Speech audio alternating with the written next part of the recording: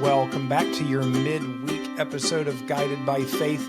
I hope you've recovered from the Thanksgiving holidays by this point, and you're ready to roll through as we approach Christmas and celebrating the birth of Christ. We are in Romans 6 this week, which in many ways is like as far from Christmas as you can get, as we're talking about the death and resurrection of Jesus. But that's why Christmas matters, because Jesus died and rose again. Otherwise, it's just a neat story.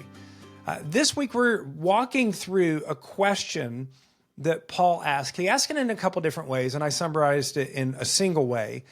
The question is essentially, if the gospel's true, why can't I just live however I want after I get saved? You know, if it was all Jesus and none of me, and I'm saved forever, doesn't that mean I can just do whatever I want?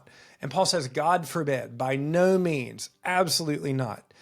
And what's really interesting that we're talking about is he launches into a discussion about baptism as one of the primary explanations for why you should not.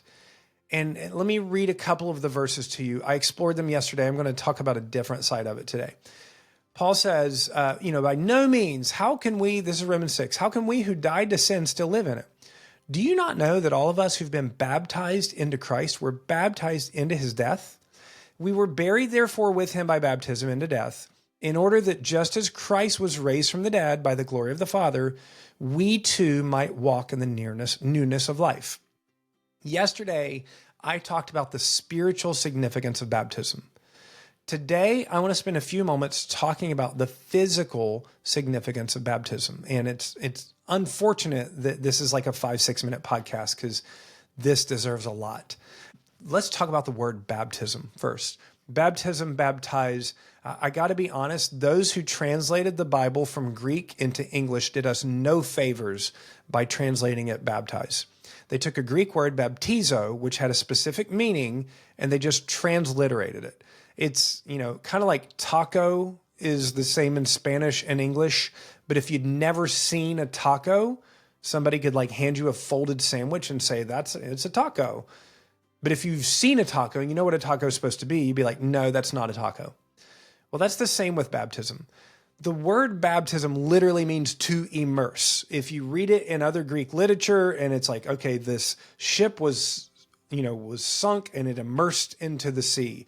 You are making pickles out of cucumbers. You immerse it in disgusting vinegar, and that's what does it. You baptize it in vinegar. The ship that was sunk was baptized into the sea.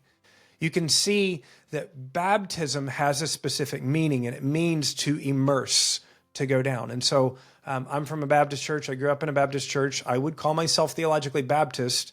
One of the distinctives of Baptist is that we baptize by immersion.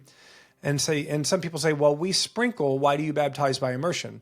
And I would first say simply because the word baptize means to immerse. So we immerse by immersion. Number two, it's what the physical baptism is representing. The physical baptism, the Apostle Paul says, is representing that we were buried with Christ. We were crucified with Christ. We were buried with Christ. And then we rose again with Christ.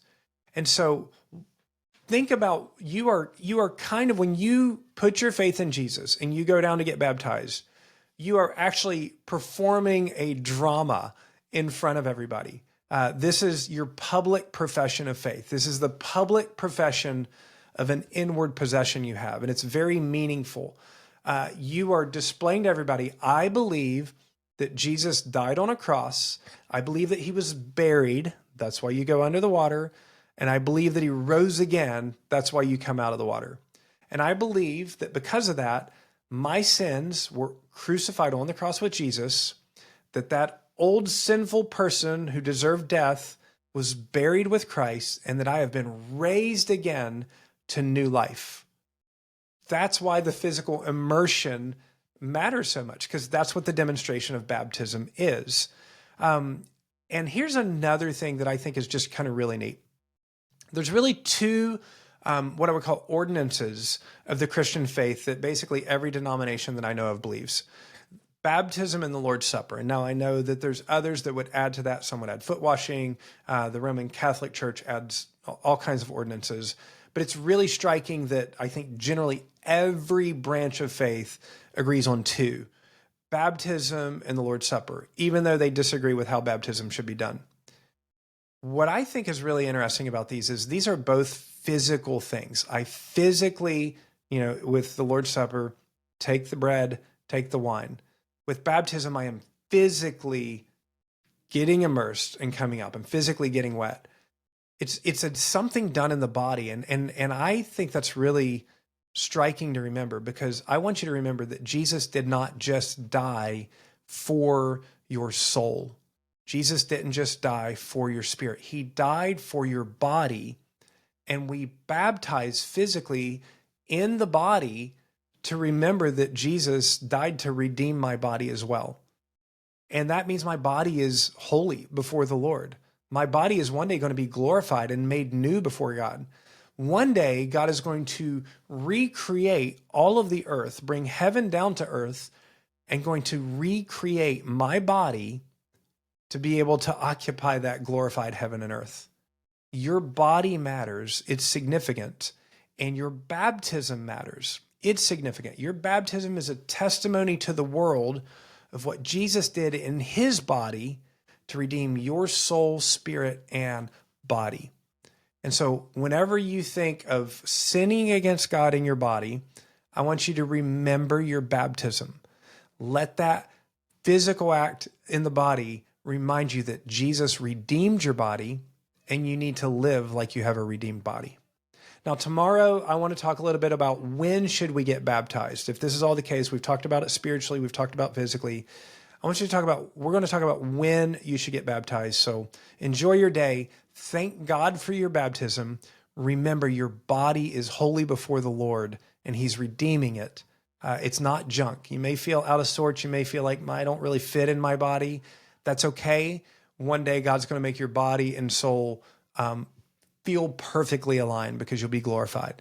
Until then, God didn't make a mistake with your body. God didn't make any junk. Jesus died for your body to redeem your body. Love your body because Jesus does. And remember your baptism when you're tempted to stray in your faith. We'll talk to you tomorrow.